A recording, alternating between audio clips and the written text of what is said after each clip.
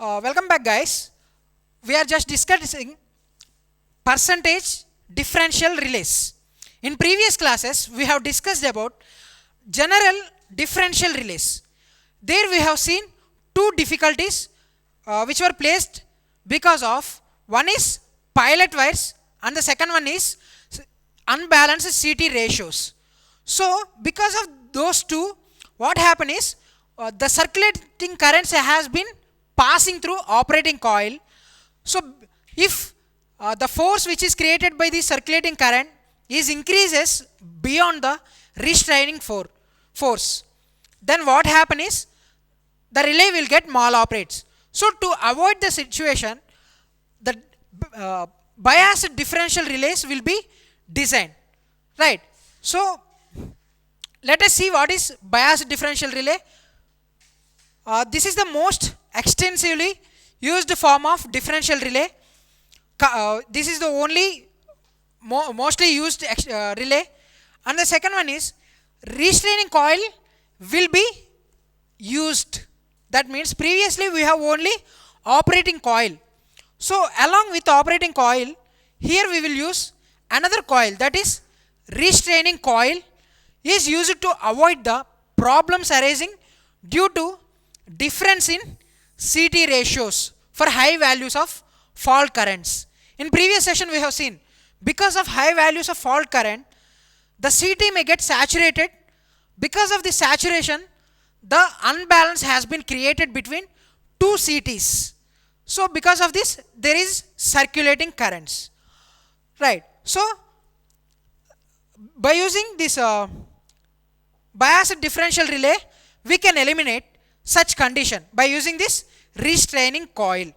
Now let us see what is the operation. So this is the normal differential relay. In case of biased differential relay, there is a slight modification. That is,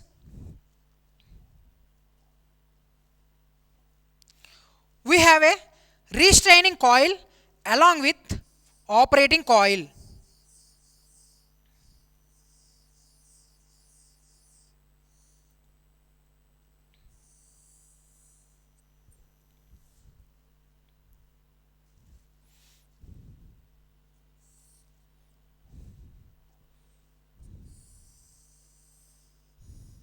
So this is restraining coil having number of turns, half of one side NR by 2 and another half on another side, that is NR by 2. Combinedly I call it as restraining coil.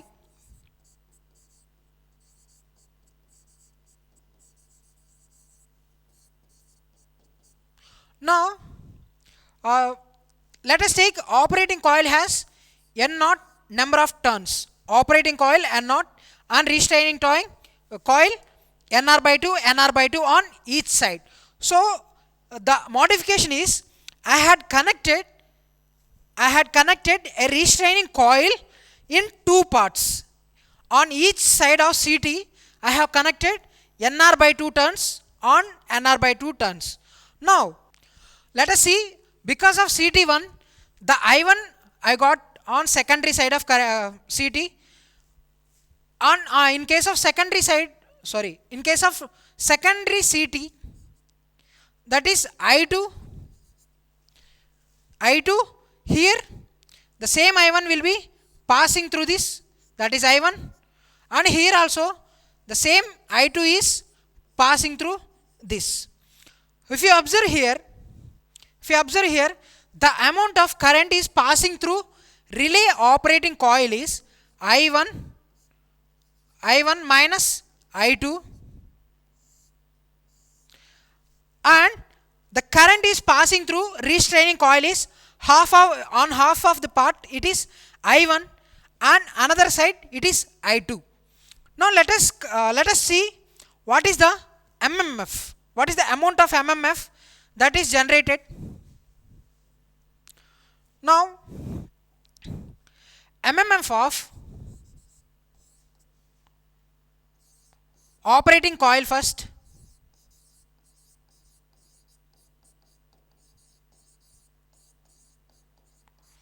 is equal to, what is the MMF? Number of turns into the current which is flowing through coil. So here in case of operating coil, this is N naught into I1 minus I2. So this is in case of operating coil. Let us see what is the amount of MMF that is generated by restraining coil. MMF of restraining coil.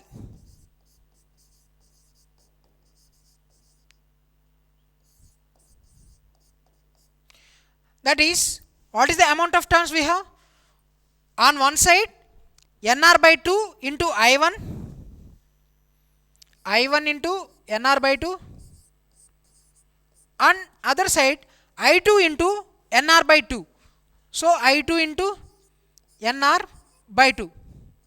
So if you have taken NR by 2 as common, NR by 2 into I1 plus I2. I1 plus I2. So this is the MMF of operating coil, and this is the MMF of restriving coil.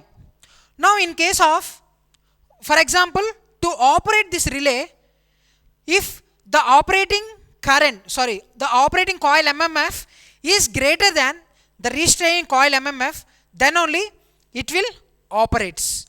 Now let us see, I have seen MMF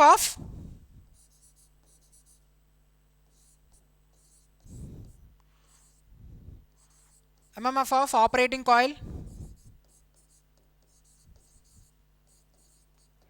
is equal to N naught into I1 minus I2, and MMF of restraining coil is equal to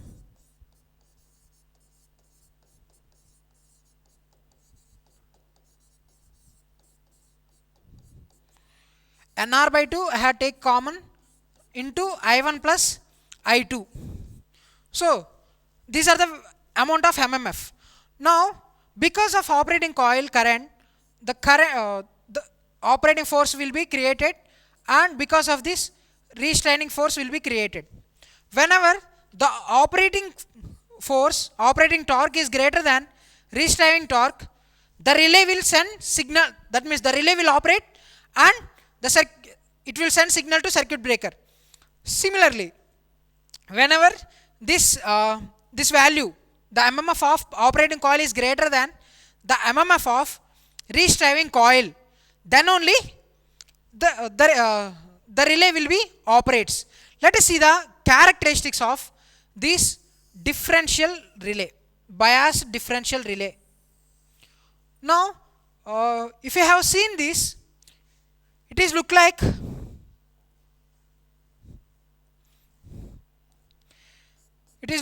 NR into I1 plus I2 by 2, right? I can modify this like by 2. So on x-axis I will take average current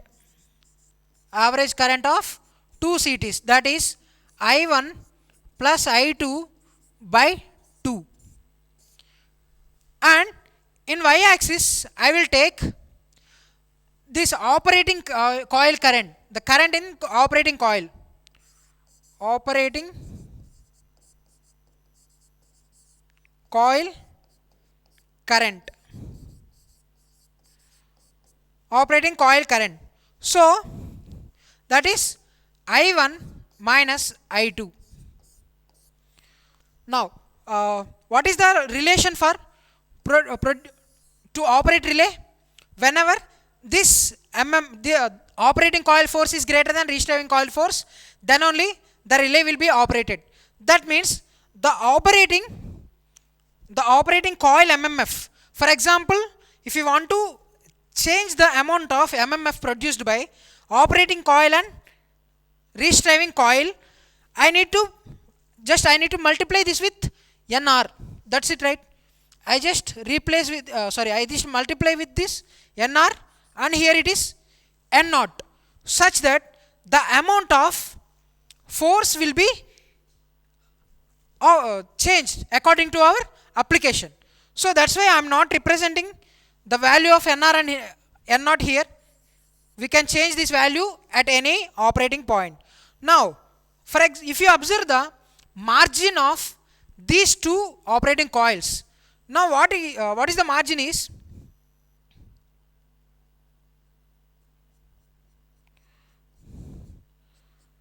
So this is the margin or operating characteristics.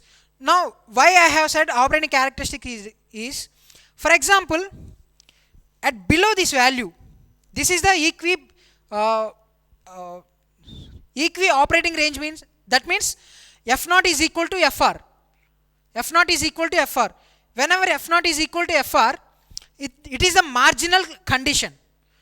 For example, if F naught is increased little bit, that means on the top side of this operating range, the positive torque will be produced, right? Positive torque means the relay will be operates. This is the positive torque region, and below this, that means Fr is high here compared to F naught. This is negative torque region. This is negative torque region. Now, so this is the margin. This is the margin. Along with this restraining coil force, we have also a small amount of spring also. Spring is also used for produce small amount of restraining force. So, to avoid a smaller circulating currents, spring will be used to provide small amount of restraining forces. So, for that, the spring is also have some force, right? Let it be X. It is because of spring. It is because of spring. It is because of spring. So, up to this value, up to this point, the spring will operate, and above this, the operating torque will be like this. So, the operating characteristics is like this. Operating characteristics of percentage differential relay is like this. So this is because of spring restraining force, and this is because of marginal point of restraining coil force and operating coil force. So this is the characteristics of, or operating characteristics of,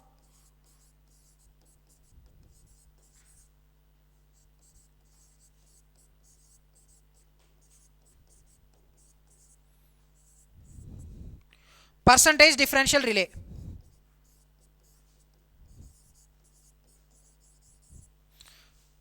It's the operating characteristics of percentage differential relay.